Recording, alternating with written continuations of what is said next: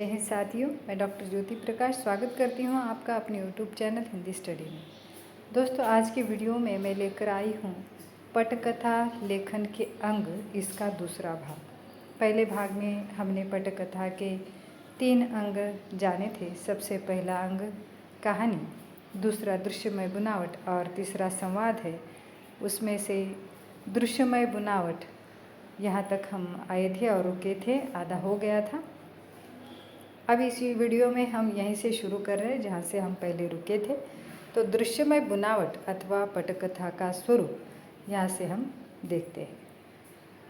शुरू करने से पहले दोस्तों, चैनल को सब्सक्राइब करना, वीडियो को लाइक शेयर करना ना भूलें। अपने साथियों को इसे शेयर कीजिए और कमेंट के माध्यम से आपके सुझाव प्रतिक्रिया जो भी है आप हम तक पहुँचाएँ। उस प्रतिक्रिया का हमें इंतज़ार रहेगा। चलिए शुरू करते हैं। पटकथा लेखन के अंगों में दूसरा अंग दृश्यमय बनावट। उसे दृश्यमय बनावट ही पटकथा का मुख्य सूत्र होता है, इसलिए दृश्यमय बनावट को पटकथा ही कहा जाता है। इसका स्वरूप क्या है? तो नंबर 1, पटकथा लेखन कहानी को जैसे कि वैसा पटकथा में तब्दील करे, यह ज़रूरी नहीं है। वह कहानी के किसी ऐसे बिंदु से भी पटकथा शुरू कर सकता है जो कहानी का आरंभ बिंदु ना हो। दूसरा है यह बनावट फिल्म की गति, रोचकता और नाटकीयता तथा चरित्र विकास को ध्यान में रखकर होनी चाहिए। यानी जब पटकथा का स्वरूप बनाया जाता है तो कहानी कहीं से भी शुरू की जा सकती है। मुख्य कहानी आपको जहाँ से मिले वहाँ से, उसके बाद आरंभ बिंदु को छोड़कर बीच की किसी बिंदु से भी कहानी शुरू हो सकती है पटकथा की। और उसके बाद यह बनावट फिल्म की गति, रोचकता और नाटकीयता तथा चरित्र विकास को ध्यान में रखकर ही होनी चाहिए। तीसरा है पटकथा लेखक कहानी को दृश्यात्मक रूप में देखता है और कहानी के जो प्रसंग किसी खास तरह से विजुअल की मांग करते हैं उन्हें वह पूरा करता है। मतलब कौन सा सीन, कौन सा दृश्य कहाँ पर यदि फिल्माया जाए, दृश्याया जाए तो उसका प्रभाव अधिक हो सकता है। इस बात का ध्यान में रखकर प्रसंग के अनुसार दृश्य को रूप दिया जाता है। चौथा है पटकथा कहानी को उस रूप में प्रस्तुत करती है जिस रूप में वह पर्दे पर दिखाई देगी। कहानी के क्रम से ही पटकथा लिखे यह ज़रूरी नहीं है। नंबर 5, पटकथा लेखन में छोटी और बड़ी घटनाओं का स्थान और समय के आधार पर सूचीबद्ध किया जाता है। मतलब कौन सी छोटी घटनाएं हैं, बड़ी घटनाएं हैं, उसका स्थान के अनुसार उसको सूचीबद्ध किया जाता है, सीक्वेंस दिया जाता है। उसके बाद 6 नंबर है कहानी छोटी बड़ी घटनाओं का एक संकलन होती है। समय और स्थान के आधार पर सीन या दृश्य बनते हैं। एक फीचर फिल्म की कहानी में प्रायः 100 से 150 सीन होते हैं। पटकथा लेखक दृश्य को आपस में जोड़ने के लिए कुछ ऐसे दृश्य की कल्पना करता है जो सब सीन या उपदृश्य कहे जाते हैं। इन उपदृश्यों में 2-4 ही शॉट होते हैं, लेकिन इससे दृश्य को स्थापित किए जाने में मदद होती है या मदद मिलती है।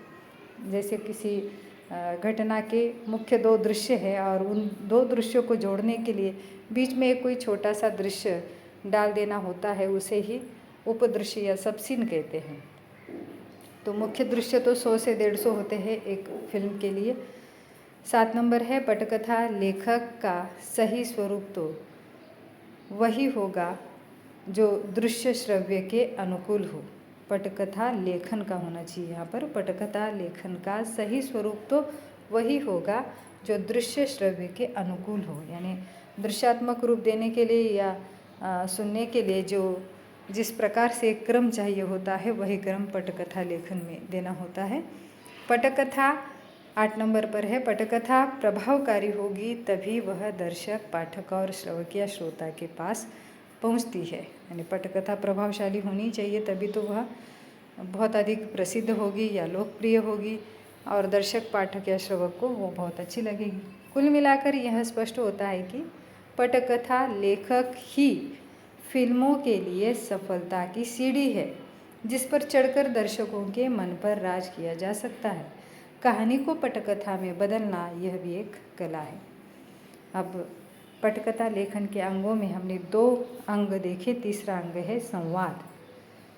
पटकथा में संवादों का अपना महत्व होता है। किसी भी धारावाहिक या फिल्म की सफलता में संवाद की भूमिका निश्चित ही महत्वपूर्ण होती है। इसीलिए आज भी कुछ फिल्में और धारावाहिक अपने संवादों के लिए जाने जाते हैं।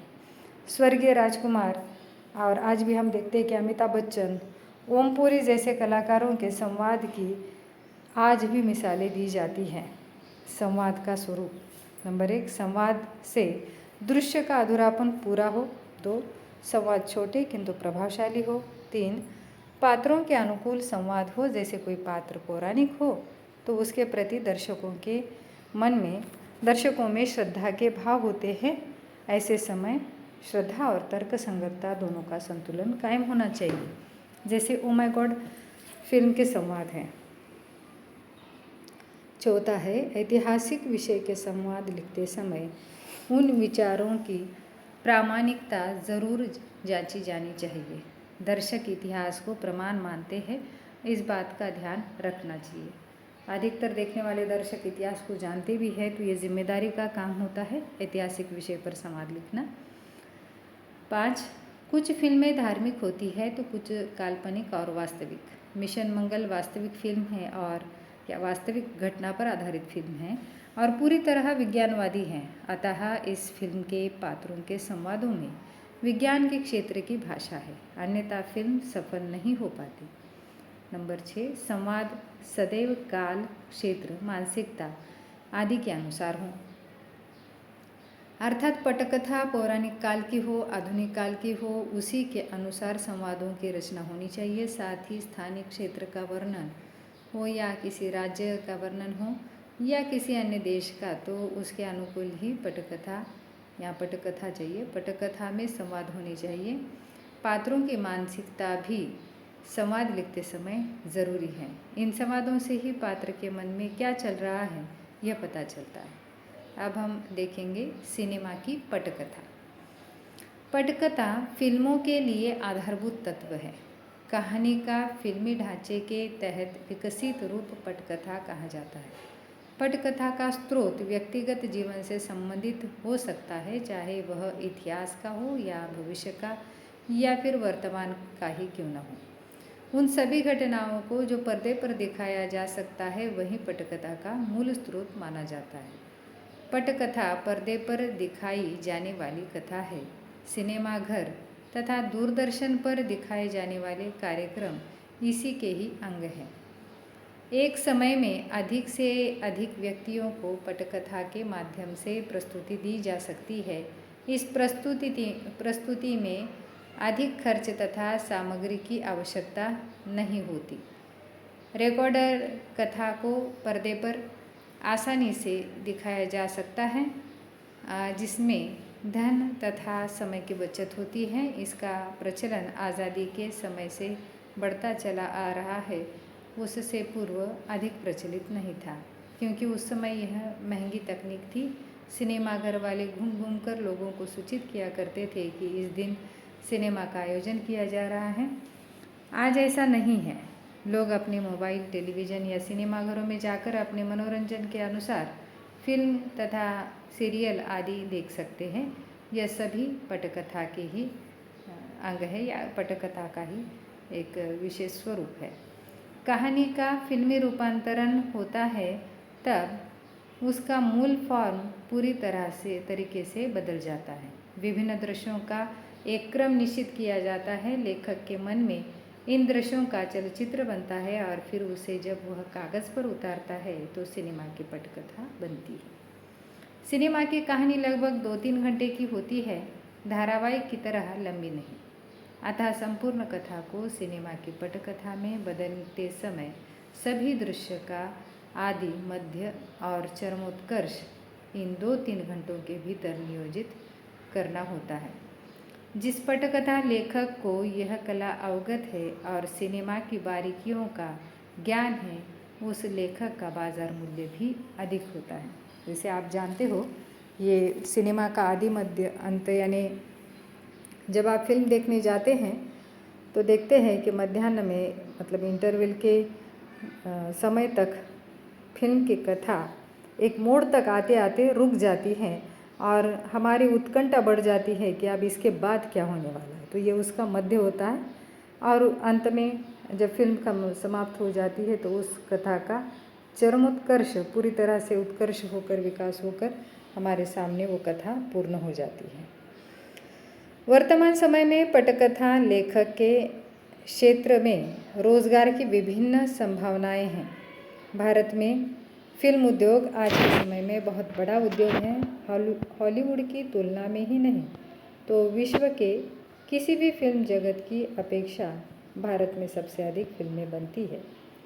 सिनेमा का पटकथा लेखक दर्शकों को बांधे रखता है, साथ ही वही पटकथा अगर पढ़ी जा रही है या सुनी जा रही है तो भी वह पटकथा उतनी ही प्रभावित होती है।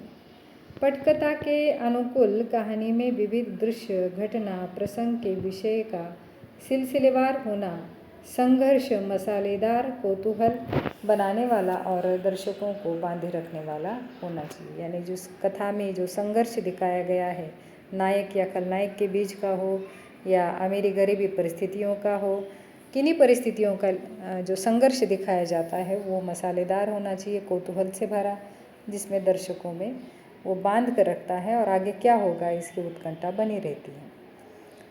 अब हम देखेंगे दूरदर्शन की पटकथा। दूरदर्शन पर प्रसारित होने वाले धारावाहिक की पटकथा यह लंबी होती है। कहानी को इस तरह गढ़ा जाता है कि धारावाहिक लंबे समय तक चले। इतना ही नहीं तो कई बार समसामयिक घटनाओं और त्योहारों को भी पटकथा की कहानी में शामिल करके उस पटकथा को वर्तमान समय से जोड़ा जाता है। मान लो होली का त्यौहार आ रहा है, वो सीरियल टीवी पर जब शुरू है और उस समय होली का त्यौहार बीच में आ रहा है तो उस पटकथा में उस त्यौहार को भी शामिल किया जाता है और होली के दिन प्रसारित होने वाले या होली के 1-2 दिन पहले प्रसारित होने वाले उस एपिसोड में उस होली त्यौहार को मनाते हुए दिखाया जाता है। गणपति का त्यौहार हो या कोई भी त्यौहार हो, उन पात्रों के अनुकूल या घटनाओं के अनुकूल वहाँ पर उन त्योहारों को शामिल कर दिया जाता है और ऐसे लगता है कि ये पात्र, दर्शकों को ऐसा लगता है कि ये केवल कथा नहीं है तो कहीं ना कहीं अपने जीवन से जुड़ी चीज़ें वहाँ पर हो रही हैं, तो वो उनका ही हिस्सा जैसे बन जाता है और दर्शकों को उसे देखने में और अच्छा या मज़ा आता है।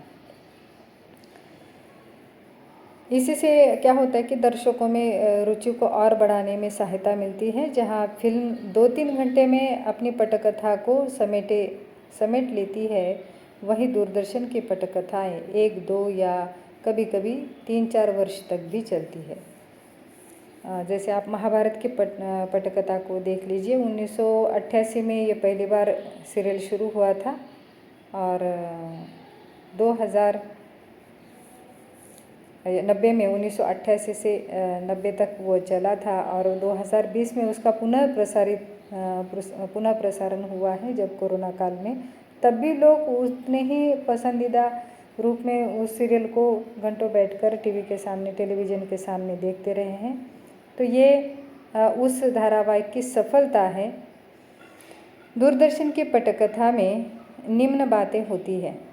धारावाहिक लेखन, नंबर 1, धारावाहिक लेखन एक लंबी प्रक्रिया है। नंबर 2, दर्शकों पर पकड़ बनाए रखना धारावाहिक पटकथाकार के हाथ में है। नंबर 3, टेलीविज़न माध्यम में सिनेमा और टेलीविज़न दोनों का समावेश होता है। नंबर 4, अधिक विज्ञापनों यानी एडवर्टाइज के कारण कहानी की प्राधान्य स्थिति पर असर पड़ता है। तो इन बातों का ध्यान रखते हुए धारावाहिक की या दूरदर्शन पर प्रसारित होने वाले कार्यक्रमों की पटकथा बनानी चाहिए पटकथा लेखक को। दूरदर्शन पर प्रसारित पटकथाओं के प्रकार 2 प्रकार हैं, कथात्मक पटकथा लेखन और दूसरा है वर्णनात्मक पटकथा लेखन। तो कथात्मक पटकथा लेखन में धारावाहिक सिनेमा के रूप में लेखन होता है और वर्णनात्मक पटकथा लेखन में किसी कार्यक्रम का संचालन, कमेंट्री के रूप में लेखन होता है।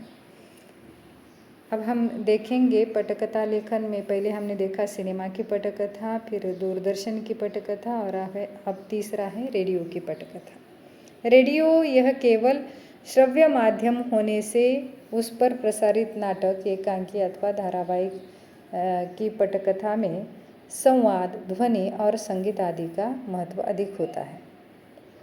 यहाँ दृश्य आँखों के सामने प्रत्यक्ष नहीं होता जैसे सिनेमा और दूरदर्शन पर होता है। यहाँ तो श्रोता पटकथा को सुनकर दृश्य का काल्पनिक चित्र आँखों के सामने आता है। तो यहाँ तो क्या होता है कि श्रोता पटकथा को सुनकर ही दृश्य का काल्पनिक चित्र अपने आँखों के सामने लाता है या उसकी आँखों के सामने ये उभरता है। अतः रेडियो की पटकथा लेखन का कार्य अधिक जिम्मेदारी का कार्य होता है। इसमें सभी प्रसंग, घटनाएं अथवा वातावरण, संवाद, ध्वनि और संगीत के माध्यम से आपके आँखों के सामने चित्र रूप में उभारा जाता है। यानी जो कुछ ध्वनि सुनाई जाती है, जो संवाद सुनाई देते हैं, जो बीच बीच में संगीत सुनाई देता है, तो उन सभी के माध्यम से आपकी आँखों के सामने एक चित्र उभारा जाता है। इसलिए यह माध्यम दूरदर्शन के मुकाबले थोड़ा कठिन है, क्योंकि कल्पना के आधार पर ध्वनि तथा आवाज़ के माध्यम से श्रोता के मन में दृश्य या चित्र खड़ा करना पड़ता है। पहले दूरदर्शन के मुकाबले रेडियो अधिक सुना जाता था, इसलिए रेडियो पर प्रसारित एकांकी नाटक बहुत लोकप्रिय होते थे। किंतु आज सुनने वालों की संख्या यूट्यूब और टेलीविज़न देखने वालों में तब्दील हुई है। ऐसा होने पर भी रेडियो पर पटकथा के माध्यम से नए नए लेखक आज भी उभर रहे हैं। तो इस प्रकार हमने सिनेमा, रेडियो और दूरदर्शन की पटकथा को यहाँ पर कुछ हद तक संक्षिप्त में जानने की कोशिश की है। आपके लिए ये सब नोट्स के रूप में भी यहाँ उपलब्ध कराया गया है। उम्मीद है आपको ये वीडियो पसंद आए। तो फिर मिलेंगे दूसरे वीडियो में नई जानकारी के साथ। तब तक के लिए इजाज़त दीजिए। जय हिंद, नमस्कार।